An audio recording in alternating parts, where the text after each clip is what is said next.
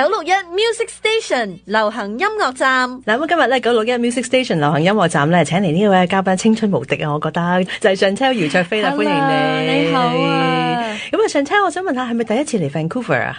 係啊，我今次第一次嚟。聽講你都行程都幾緊密喎。係，咁就好開心，因為我真係冇嚟過即係香港以外嘅，都唔係亞洲以外啦，不如講亞洲以外嘅 radio station 咁樣。OK， 咁啊入到嚟感覺點咧？經過嗰條我哋嗰個名人堂嗰條街，其實見到好多前輩啦，哇！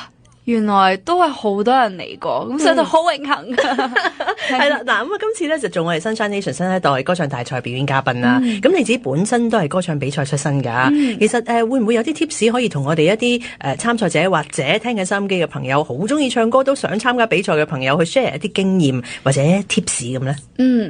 因為我成日覺得叫佢哋唔好緊張，或者叫自己唔好緊張咧，都係唔 work 嘅，即係。一個歌唱比賽都一定會緊張，同埋有壓力咯。係咯，我覺得係一件好事嚟嘅，因為證明真係上心啊，真係會着緊呢件事啦。咁所以我通常係叫佢哋緊張之餘要 enjoy the stage 咯，即係你要 own 個 stage， 係直情係覺得呢個 moment 係屬於我嘅，我就要將我練咗嘅嘢去show 俾大家睇咁樣咯。咁喺歌唱比賽裏邊咧，好多時成日都聽到啲評判講你要揀啱歌，或者你今次揀錯歌咁。你自己喺挑選歌曲方面有冇啲咩嘅心得㗎？哇！呢個我覺得真係有時都係撞彩撞翻嚟。咁當然key 方面啊，或者真係要有啲時間去執到自己嗰個長處喺邊，或者揾到自己嘅長處喺邊。咁我覺得呢個都要時間去睇下邊啲歌係適合自己咯。咁for我呢，因為我把聲唱啲高音咧，有時有少少刺耳嘅，咁我就盡量避免呢啲咁嘅歌咯。即係可能係中低音會比較強。咁我唔知道即係參賽者佢哋嗰個長處喺邊咧，但係我覺得要揾啲即係有啲時間去揾自己嘅即係 strength 喺邊咯。咁都啱㗎喎，可能要試唱好多唔同嘅歌先得，係咪？或者問下人嘅意見啦，當然亦都可以。嗱，而家Chantel仲係學生啦，讀緊書啦，而家放暑假，但係你都排得好密喎，每一年嘅暑假都係啊，因為我之前都喺 New Zealand 讀書啦，而家喺 New York 啦，咁我今次應該有第一個 New York 翻嚟嘅一個暑假咁樣。咁其實今次係最忙啊，反而因為我喺度嘅時間太長，3個零月咁樣啦，咁所以都有好密啦，即係嘅 schedule， 同埋最尾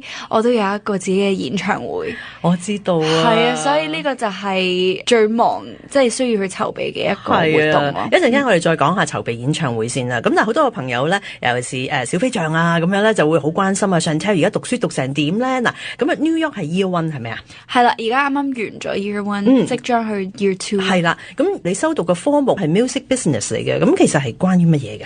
其實 music business 咧，佢就係有好多嘢去即係組合埋一個 major 咁樣嘅。咁其實都有 music production 啦，有music tech 啦，有 copyright 啦，即係幕後嘅嘢多。係啊，好多幕後嘅嘢嘅。咁你自己都可以揀啲幕前嘅嘢，即係例如instruments 啦。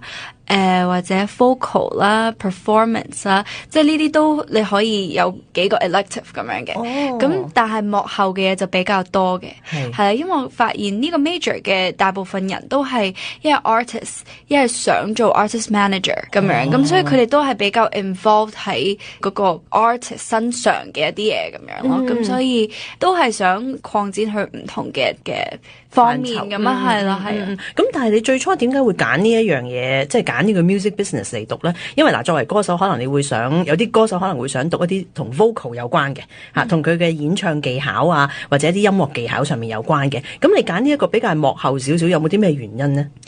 係因為其實我覺得自己做一個 artist 咧，少接觸幕後嘅嘢嘅，即係好多嘢都係公司安排或者公司嘅決定，咁我就好少真係話自己要落手落腳去做，即係譬如即係 more administrative 嘅嘢，或者係 production 嘅嘢，即係少喎。咁所以我想藉住呢個機會就係以我 artist 嘅我就可以即係歌手身份去學啦。讀書方面，咁我不如讀啲幕後嘅嘢，咁我第時將來如果真係要自己出嚟做啦，或者我第日可能有長遠啲嘅計劃，想出嚟去簽人啦。咁我都可以應用到咯。咦，咁即係都有考慮過嘅喎，係嘛？即係可能第日嘅 planning 係除咗做歌手之外，或者自己會開一間公司啊，team artist 啊咁啊，即係呢個都可能係你未來嘅路向嚟嘅，會唔會啊？係啦，冇錯。哦，嗱，咁但係校園嘅生活又如何咧？即係 New Zealand 同埋喺 New York 有冇咩唔同嘅地方你覺得？哇，New Zealand 就好靜嘅，係啦，我覺得有少少 homesick 嘅會帶俾我，因為始終嗰度人流唔係咁多啦，即係可能會比較peaceful 少少，同埋大自然比較多。咁嗰陣時候就啱啱入到去就冇乜朋友，即係未識到好多好 close 嘅朋友，咁就會掛住屋企啦。咁但係 New York 反而就近啲似香港，即係大城市咁樣，熱鬧好多，熱鬧好多。咁所以就個感覺冇咁孤獨咯。所以即係都有一啲唔同嘅感覺啦。嗱，暫時即係讀咗一年啦，會唔會都已經識到好多同學仔㗎啦？我都識到好多，尤其是因為宿舍都好多層，同埋有好多個單位，咁所以就喺個 lift 度又撞到咁樣。尤其是 Welcome Week，好興就係Welcome Week 就係啦。咁就嗰陣時候就會問多啲，即係我哋叫咩名啊？咁樣就識咗咁樣咯。但係有冇人知道你係歌手嚟咧？一開始我都冇點樣講嘅，冇點樣提嘅，但我發現原來身邊好多朋友都係，即係好多同學都係，尤其是讀呢一科 music business，咁所以就咁原來大家都好 open 喎對呢個身份，咁我就 share 多啲咯。OK， 咁但係有冇去 share 埋你嘅歌俾佢哋聽咁啊？有嘅，但係唔多，因為佢哋都唔係好識聽佢哋。即係我哋廣東話，咁但係都有俾佢哋聽個 melody，佢哋都好欣賞，係咯，就俾佢哋去感受下，係啊，呢個都幾好。喺學校裏邊都算唔算係 active 嘅咧？即係會唔會係活躍分子嚟㗎？都會㗎，因為我都有參加啲 school club 咁樣嘅，咁同埋都有好多 events 我都會去咯，係啊。咁但係講翻你即係讀書方面，當然要放好多嘅時間啦。咁但係工作方面都唔可以擺低㗎嘛。過去幾年一路讀書嘅時候咧，就一路暑假或者係聖誕假、復活假咁咧，你都會飛一飛翻香港做嘢啦。咁今年你話暑假會特別忙啦，因為我哋知道有歌啦，嚟緊又有concert，而家就飛咗過嚟呢度添啦，係咪？嗰個安排時間上面係點樣嘅？係咪喺你翻緊學嘅時候就已經安排定暑假會有啲咩歌出啊？或者我要錄幾多首歌啊咁樣嘅？哇，其實我覺得咧又未去到咁細緻嘅 planning 嘅，因為公司都忙啦，佢哋都有好多嘢需要處理，咁所以就冇一個好詳細嘅。通常都係等我翻咗嚟，可能隔咗幾個禮拜之後，佢哋先會開始有啲計劃咯。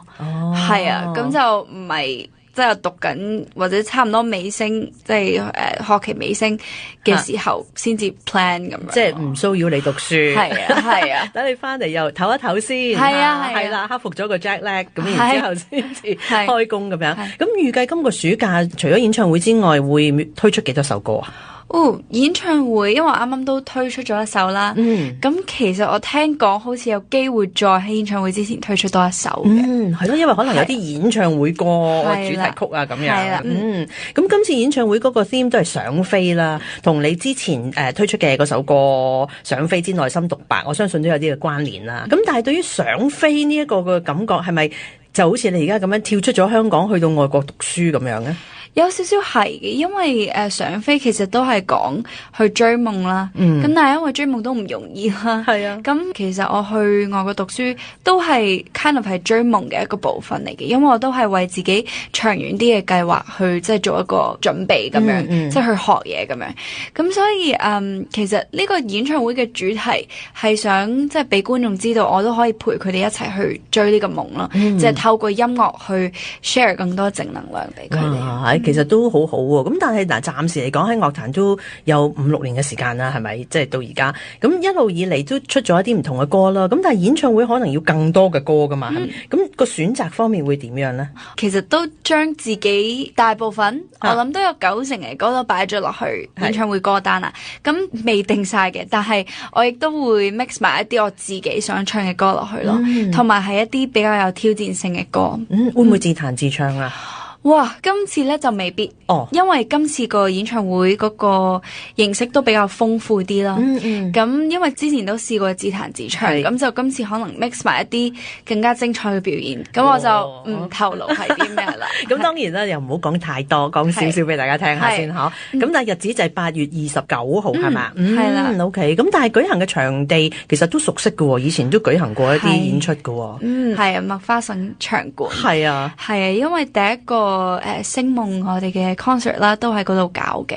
咁嗰陣時候就係15個，我哋嗰陣時係啱啱完咗比賽，係啦，所以好似而家翻去就一個 full circle 咁樣，好有意義嘅一個感覺嗬。咁會唔會請晒啲兄弟姊妹一齊嚟做嘉賓咁啊？哇，做嘉賓我有請晒佢哋嚟睇咯，係啊，但係我知道有啲未必得閒嘅，因為我知道有一位學員佢而家都係 Canada 啦，係啦，即係有啲可能有工作安排啦咁樣，咁但係我都又邀請晒佢哋過嚟，希望佢哋如果有得閒嘅都可以嚟。咁所以而家個演唱會你就進行即係喺一個積極備戰嘅狀態裏邊啦。係好啦，咁啊每日嘅 schedule 係點樣咧？每日嘅 schedule 其實就未真係開始去排舞嗰啲嘅，但係咧我完咗呢個 trip 之後咧，應該就要開始噶啦。咁可能每一日咯，係每一日幾個鐘都要去跳。係啊，譬如話體能方面咧，又有啲人中意去練氣，就係跑步啊，或者做下器械啊，咁你會唔會咧？我而家就每個禮拜2次都會 gym 咯，咁同埋加埋 cardio 咯。咁所以即係希望嗰個體能又會好啲，係咪？哇，所以都好忙，我去準備一個演唱會。係，其實都有啲緊張。係咯，咁自己嗰個心情而家可能都仲係未去到最繃緊嗰個階段啦。咁但係你會有啲咩嘅期望咧？對於今次呢一個演唱會？哇！我希望自己係做到一個突破嘅表演啦，因為始終有啲歌可能我以前未係咁去挑戰，咁但係我就想趁住呢個演唱會都算係有時間，咁我就想去挑戰呢啲歌，同埋希望大家係同我一齊去感受呢個 journey 咯，因為呢個演唱會我係想做一個由出道到而家嘅一個少少嘅回顧咁樣，咁等大家睇住你嘅成長咁。係啊，咁同埋亦都係當呢個演唱會係一個起點，陪我一齊飛咯。提到呢個想飛嘅一個概念或者一個主題啦，演唱會㗎啦，咁亦都有一首嘅歌曲咧，就係想飛之內心獨白。咁不如喺呢一部分咧，我哋先聽聽呢首歌先，跟住翻嚟咧，我哋繼續同阿 Chantel 傾下其他嘅話題啊。不必解釋，人為什麼活，無需要定型，我世界很闊。好聽961。Hello， 大家好，我係 Chantel 姚卓飛，你已經進入咗961 Music Station 流行音樂站啦。今日嘅嘉賓呢，就係 Chantel 姚卓飛，頭先講開演唱會啦，咁你都最近有參與 MC 嗰個嘅演唱會做表演嘉賓啦。嗱，因為之前有首歌啦，咁今次佢嘅演唱會邀請你做嘉賓啦，咁但係上次錄歌嘅時候嗰個合作其實係點樣嘅？哇，其實之前我諗錄呢首歌應該係2022年咯，即係誰能避開戀愛這事情啦。咁其實相隔而家2026 4年，咁但係我哋出嘅時候咧，應該就係2023年，咁所以都隔咗好耐。我而家聽翻以前首歌咧，即係以前錄嗰首歌，把聲仲係好 BB。咁所以今次可以同佢現場第一次 live，我覺得好神奇，真係好神奇。因為我都同佢講，我話你知唔知之前其實我有少少機會可以同第2位男仔唱 live 嘅，但係最終咧都 cancel 咗。咁所以我同佢講，我今次真係第一次，即係4年嚟嘅第一次，好神奇，係啊，同埋亦都好感恩佢同 Warner Music 即係邀請咗我，其實係好大好大嘅榮幸。其實上次我哋幾年前收到呢首歌嘅時候，我哋都覺得好特別嘅一個合作，因為大家唔同公司，好多時對都係可能同公司嘅啲嘅歌手，大家合作機會比較多啦。一嚟唔同公司，咁二嚟咧嗰首歌出到嚟嗰個效果亦都係好好。仲記唔記得即係譬如話錄音嘅時候係點樣嘅？我好記得咧，因為第一次試音，咁公司就話你去試音先啦，咁樣就收到首合唱 demo，咁我係唔知男仔係邊個嘅，跟住之後就入到去舒文監製嘅錄音室，咁我就試啦，跟住我就話哇好高喎，男仔 key 咁樣，我話得唔得㗎？樂壇好似冇乜幾個可以唱到嘅啫喎，應該。跟住佢就話我哋會揾到噶啦咁樣。跟住之後出翻嚟就見到有好多部相機咁樣影住我。跟住之後經理人就話呢個就係你合唱嘅對象啦。跟住咧佢嗰陣時應該係戴住帽同埋口罩嘅嗰陣時，跟住拉低咗我。原來係你咁係啊！哇，好 surprise！嗰陣時候應該16歲咁樣係咯。跟住就覺得哇，好神奇同埋好唔真實咯個感覺。你嗰陣時初參加比賽嘅時候14歲係咪？咁但係到出歌嘅時候都係講緊10幾歲嘅時候，不過就已經唱一啲同戀愛啊、感情啊有關嘅。咁嗰陣時你係點樣揣摩呢啲題材咧？嗰陣時候其實都係靠其他人去同我講個意思，因為我自己真係唔係好拿捏到。我而家望翻轉頭，我先發現哇，原來細個係幾咁睇唔明嗰個歌詞。因為我好記得原來談戀愛是這麼回事，即係我第一首歌咧，我係識認字。我而家諗翻轉頭，我識認字，但係我唔識解讀。佢可能有個即係 hidden meaning 或者即係 read between the lines，但我細個係唔識，即係可能表面啲睇到個意思。係啦，咁我嗰陣時就係靠人哋同我講，即係去解讀每一粒字咁樣咯。咁但係而家就我越睇份歌詞或者越唱，我就越原來佢係咁嘅意思，即係會睇到唔同嘅嘢咯。而家開始咁，所以即係成長係有一個嘅經歷，睇翻轉頭就唔同啦。都神奇。咁而家即係再唱嗰啲情歌嘅時候，拿捏會唔會多咗咧？會啊，同埋尤其是即係接觸更多嘅情歌嘅時候咧，就會發現哇，原來佢哋係咁嘅意思㗎。咁同埋自己都會睇，即係而家都會睇多啲一路都會睇多啲電影或者電視劇咁樣，又會吸收多啲。咁身邊又有好多故事咁樣，咁就會代入又會多啲係嘛？咁但係會唔會有好多嘅朋友都會想問你啊？其實Chantel理想嘅對象或者想拍拖嘅對象會係點樣樣嘅咧？我自己理想，我覺得近排咧。我就唔知點解，即係同咗好多人相處啦，可能又去咗 New York 讀書啦，咁又見到嘅人又多咗啦，就發現有一樣嘢係好緊要，原來係 EQ 咯。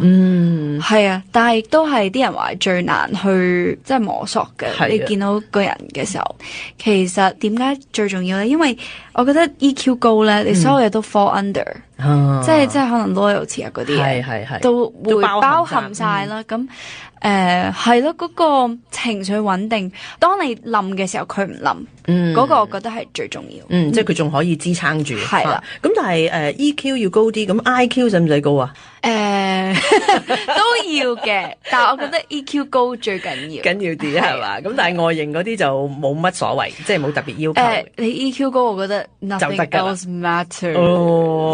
都係嘅。呢個就係你自己本身對於對象方面嘅一啲要求啦。咁但係會唔會有好多其他嘅朋友或者同學仔啊，會係追求你咁樣噶？哇！好突然呢個問題，又冇喎。係我發現真係 New York 㗎嘛嚟講，又冇喎。因為我比較少同男仔玩，我而家先啱啱發現，係啊，因為我發現中學嘅時候我多啲男性朋友嘅，反而係啊，大學咧就唔知點解好似多啲圈子，咁即係分咗啲小圈子。係啊。咁中學嘅時候就好似 friend group 大啲嘅，反而咁但係而家都仲有同呢啲 friend group 聯絡嘅。而家少咗，係啊，因為大家都各散東西啦。係，但係好多中學嘅朋友而家喺加拿大嘅。係啊，係因為我以前係讀 Canadian school，咁所以就咧好多一係就喺 Toronto， 一係就喺 Vancouver 咁樣。我而家 best friend 都喺 Vancouver 讀緊大學。今次有冇機會可以見下嘅？佢而家喺香港，係放緊暑假度，係放緊暑假喎。咁所以即係唔緊要喺香港，香港都可以香港聚咯。嚟緊嘅工作方面嘅計劃，除咗話演唱會之外啦，或者可能仲有一首歌啦，跟住就翻學啦。係嚇，咁係咪下一個假期，即係譬如聖誕假會再翻香港做嘢？係啦，聖誕假咯，咁應該會比聖誕早少少嘅，即係都可能12月頭2個星期係啦。但係我好想知道咧，就係Chantel平時點樣分配你嘅時間嘅？因為我咁聽一路同你傾偈咧。咧，發現哇你都好忙㗎喎，好多嘢要兼顧啦，係咪？咁你讀書都要花時間㗎嘛，又要做嘢，咁點分配啊？哇，其實我就唔知我個腦咧而家慣咗係有一個自動嘅 schedule， 我之前就可能會寫低啦，咁我而家都會有 to do list 咁樣嘅，咁但係我就時間管理我係自己比較強啲，係好 natural 就會分配到咯。OK，係啊，咁所以順利嘅所有嘢都順利嘅搣到嗰個，係嘅。哦，咁幾叻喎又。我都好 surprise，因為我細個就唔係咁強，我諗係入咗行之後咧，就開始唔知點解就哇突然之間係可以喺個腦嗰度分配好咯。但係譬如話以前細個嘅時候，屋企人有冇即係都幫你去嘗試做呢樣嘢，叫你要做好一啲嘅安排啊、計劃啊咁樣？我屋企人都比較有安排，即係我爸爸媽媽都係比較有安排嘅人嚟嘅，可能就係咁樣就習慣咗需要咁樣做咯。係啦，咁但係都係入咗行先有呢個領悟，即係我先知道原來係咁重要。即係細個可能冇咁忙嘅時候咧，你會覺得時間好多，但係入咗行之後，哇時間真係唔夠用。係人哋暑假好輕鬆，但係你暑假就係最忙嘅時間啦，係嘛？咁嗱，嚟緊會唔會仲有機會同其他嘅歌手合唱咧？嚟緊哇，咁樣講嘅話，咁我演唱會一定會有機會嘅，係啊，我都一定會有嘉賓啦，咁樣啦，係。譬如話，如果真係要出一首單曲啦，派台歌，有機會俾你揀一個歌手去合作嘅時候，你心目中有冇咩人選呢？哇！突然之間咁樣問起嚟，諗下先，人選啊，第二啲公司又得，自己公司都得。哇，好難呢個。我暫時冇一個答案住，因為我有好多人都非常之欣賞嘅。係咁，我諗下先 ，J 風啦，因為我其實點解會諗到佢咧？因為我上個禮拜先啱啱見完佢，係啦，我一直都好欣賞佢嘅歌藝啦，同埋佢寫歌啦，佢 R&B 嗰個 talent 真係好勁。因為我自己都好中意聽 R&B， 亦都好中意唱 R&B，係啦。佢都係 from Canada 嘅，係啊，冇錯，係啊，又有親切感啲，係啊，希望呢個合作咧，將來真係有機會啦嚇。咁今次嚟到 Vancouver，有冇咩嘢想食啊？咁哇，你有咩介紹啊？嗱，好多 artist 嚟咧，我哋問親呢個問題咧，多數都係話食牛肉粉嘅，即係越南牛肉粉。我今日好似晏晝佢哋安排咗，係咪？係啦，係咪啊？係啦，咁啊，去試下先係嘛？咁但係有冇即係搜集一啲資料？啲朋友話要做啲乜嘢啊，或者買啲乜嘢食啲乜嘢咁樣？反而我想問下你哋有咩出名嘅手信？咁都多㗎，其實係冰酒啊，嗰啲 maple syrup 啊，嗰啲都好出名嘅，其實係。你可以考慮維他命啊，好多人中意買維他命翻香港嘅，係啊，咁所以都可以去做少少 shopping 啦，好唔好啊 ？OK， 好啦，咁預祝你嚟緊演唱會成功嚇，同埋希望快啲又收到你另外一首嘅歌曲，好嘛？OK，多謝晒Chantel，Thank you。分手難以招架，收回